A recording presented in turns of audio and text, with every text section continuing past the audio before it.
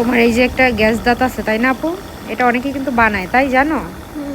এখানে এসে বলে আমাকে একটু এভাবে দাঁত করে দিবেন। ওর এটা কিন্তু ন্যাচারাল, আবার কেউ ভাইবেন না যে এটা আমরা করেছি। হ্যালো ভিউয়ার্স, আসসালামু আলাইকুম। তো আমাদের কাছে আজকে একটা ছোট্ট আপু আসছে শুধুমাত্র এই একটু সমস্যা নিয়ে। তার একটা দাঁত একটু শর্ট, একটা দাঁত একটু লম্বা। সো আমরা এই দাঁতটাকে না কেটে এই দাঁতটাকে একটু লম্বা করে দেব, মানে র্যাবিট সিস্টেম করে দেব। তো দেখা যাক ফাইনাল লুকটা কেমন। এই যে আমরা কিন্তু মাত্র 30 মিনিটের ভিতরে সুন্দর করে দিলাম, তাই না আপু? কালার কালার ম্যাচিং হয়েছে আপু?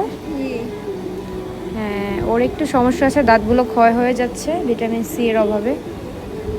সো ভিটামিন সিটা কন্টিনিউ খেলে এটা আস্তে আস্তে ঠিক হয়ে যাবে। বয়স কত তোমার? 19। আচ্ছা, একদম কালার ঠিক আছে না? ভাল লাগছে?